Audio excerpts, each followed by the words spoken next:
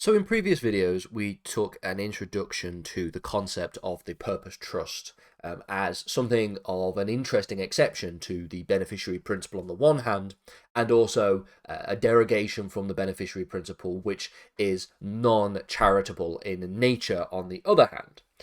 This lesson is going to focus on the first of those concepts, the idea of the beneficiary principle and the importance of the beneficiary principle on the one hand, but then also the ways in which the concept of the purpose trust essentially derogates from the beneficiary principle. And then in the next lessons, we will talk about the reasons why the purposes for which a non-charitable purpose trust can exist are non-charitable. The idea of a trust for monument, trust for animals, trust for private religious obligations. And you can sort of get an understanding of why this is the case from a basic surface level understanding of charitable trusts, or if you've watched our lessons already on the subject of charitable trusts, you might get a better understanding of what is meant by that. But we will go into that in more detail and how that actually operates in relation to these topics. So, as I mentioned, the previous lesson touched on the concept of the beneficiary principle, this idea that trusts which are for non-charitable purposes must have a beneficiary, otherwise they are void, otherwise they are non-enforceable. And fundamentally, we noticed here that there are essentially two goalposts in which trusts have to not derogate from. If they are non-charitable, they have to have the beneficiary principle. If they don't have the beneficiary principle, then they have to be in some way charitable. And that is the sort of basic understanding of how we would conceptualize the idea of the trust and the idea of the trust for charitable and non-charitable purposes. But then we have, obviously, the uncomfortable exception to this rule, which is the idea of the non-charitable purpose trust. We noted that non-charitable purpose trust represents something of an exception to both the non-charitable requirement on the one hand and the beneficiary principle on the other. And so as a result of this, what we'll do is look at the beneficiary principle in a bit more detail, and from there we'll be able to get a better understanding of the purpose trust by knowing a little bit more about the beneficiary principle within the law of trust more generally. Now, this will also be beneficial, pardon the pun, for those of you who just want to have a better understanding of the beneficiary principle. And I'm going to begin by looking at a case that we explored in the or at least we cited in the previous lesson, but we didn't explore in much detail. We noted in the previous lesson that the beneficiary principle derives, at least through the common law, out of this case, the case of Maurice versus the Bishop of Durham from 1804.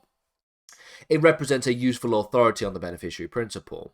In this case, there was an attempt to create a trust for, quote, such objects of benevolence and liberality as the Bishop of Durham in his own discretion shall most approve of. Okay, a very pompous sounding trust, if you ask me. Clearly, here, there is no clearly ascertainable and easy to define beneficiary. A trust for such objects of benevolence and liberality as the Bishop of Durham in his own discretion shall most approve of does not represent anything anywhere near something of a ascertainable beneficiary.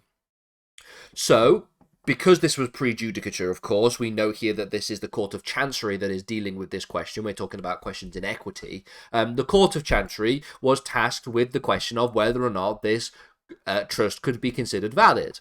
And it was held by the High Court of Chancery, it was held and then it was upheld by the High Court of Chancery, in fact, that there was not a valid trust, since it was neither charitable nor was it clearly ascertainable in terms of having a beneficiary. It failed to adhere to the beneficiary principle on the one hand, and it failed to satisfy the basic principles of charitable status on the other. They say, quote, unless the subject and objects can be ascertainable upon principles familiar in other cases, it must be decided that the court can neither reform maladministration nor direct a due administration either. Moving on then to another case, a case that's a little bit more recent from 1952, the Riastas Settlement Trust case. Again, this was a case which concerned the validity of a trust, which was for the holding of company shares for the purpose of promoting what was seen to be cooperation and integrity of newspapers. Again, it was not a charitable trust, nor could the purposes have been charitable in the first place. So the question again for the courts was whether or not it could be seen as valid, given that it was neither charitable nor did it have a clear and identifiable beneficiary. And so, because of that, it sat in this sort of middle ground of not being any kind, not having a beneficiary and not being charitable. And as you can probably imagine, upholding the beneficiary principle, the High Court held that the trust was void. There was no ascertainable beneficiary. If a trust exists that is for non-charitable purposes, it must be able to be enforced by a clearly ascertainable beneficiary in order for it to be valid. If it is not, then it is void. And that's essentially the beginnings and ending of the beneficiary principle. And now what we will do in the next lessons is talk about the exceptions to these rules, the exceptions to the beneficiary principle for non-charitable purpose trusts. And we will look at the very minor exceptions, the quite strict exceptions that exist in the law for suggesting that and for ascertaining the validity of these trusts.